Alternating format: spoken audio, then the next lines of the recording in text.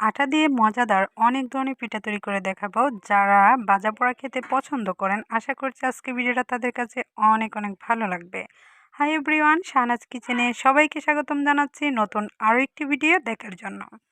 আশা করছি যে যেখান থেকে আমার ভিডিওটা দেখছেন সবাই অনেক ভালো আছেন, সুস্থ আছেন। রমজান মাসে ভাজা পোড়া খায় না এমন মানুষ খুব কমই পাওয়া যাবে। আমরা সকলে কিছু না কিছু ভাজা পোড়া খেয়েই থাকি।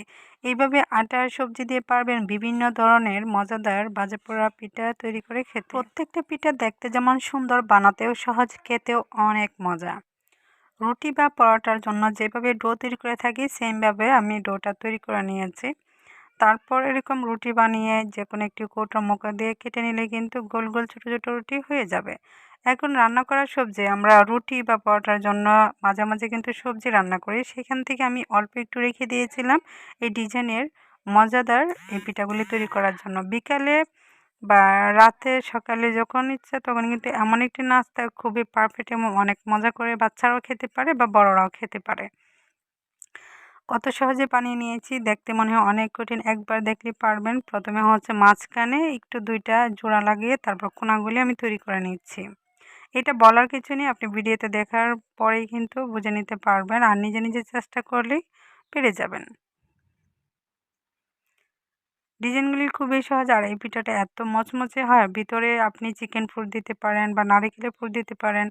ইচ্ছে করলে এইভাবে সিদ্ধ পিঠা বা সিদ্ধ পুলি পিঠাও ভিতরে নারিকেলের পুর দিয়ে বা মোমো তৈরি করতে পারবেন। একটা ডিজাইন আমি তৈরি করে নিয়েছি।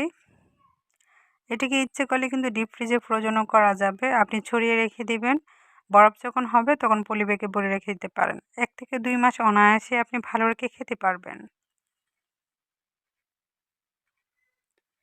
এখন আমি আরেকটি ডিজাইন করে নিচ্ছি। বড় একটি আঁকাবাঁকা রুটি বানিয়ে নেওয়ার পর আমি প্রথমে বলে নেওয়ার পর আবার উল্টিয়ে নিয়েছি। উল্টিয়ে নিয়ে ভিতরে সবজি দিয়েই যে দেখুন আরও একটি ডিজাইন তৈরি করে নিয়েছি।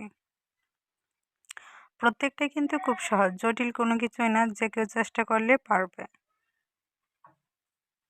যে কোনো বিয়ের থালা বা মুসলমানি সুন্নতে খাতনা আমরা বিভিন্ন ধরনের অনুষ্ঠান করে থাকি। তো অনুষ্ঠানের মধ্যে কিন্তু বিভিন্ন ধরনের থালা সাজানোর জন্য বিভিন্ন ধরনের আইটেম আমরা দিয়ে থাকি। নকশি পিঠা থেকে শুরু করে ভাজা পোড়া যত ধরনের পিঠা আছে সবই কিন্তু আমরা করি।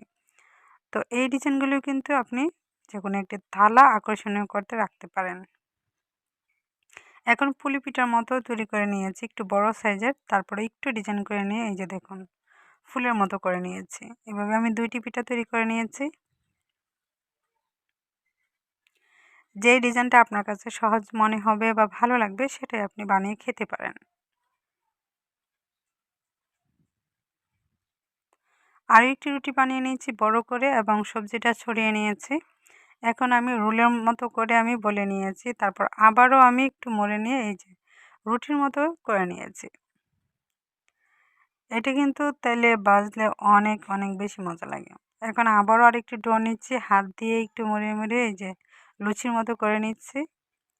এটা একটু বেলে নিলে এটাও কিন্তু খেতে অনেক বেশি ভালো লাগে, লুচির মতোই। এই তো বিভিন্ন ধরনের ডিজাইন আমার করা শেষ। এখন হচ্ছে তেলে ভেজে নিব।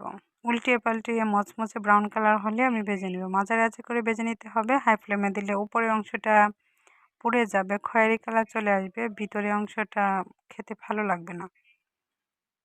একইভাবে প্রত্যেকটা আমি ভেজে নিচ্ছি। আজকে ভিডিওটা কেমন লাগলো অবশ্যই কমেন্ট বক্সে কমেন্টে জানাবেন। ফেসবুক পেজ থেকে দেখলে আমার পেজটা ফলো দিয়ে রাখবেন, আর ইউটিউব থেকে দেখার পর সাবস্ক্রাইব করে থাকলে অল বাটনে ক্লিক করে রাখবেন।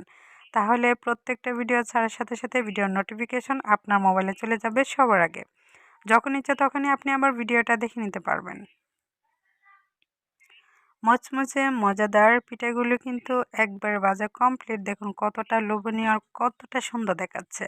এটা সসের সঙ্গে খেতে পারবেন বা মেয়োনেজের সঙ্গে খেতে পারবেন।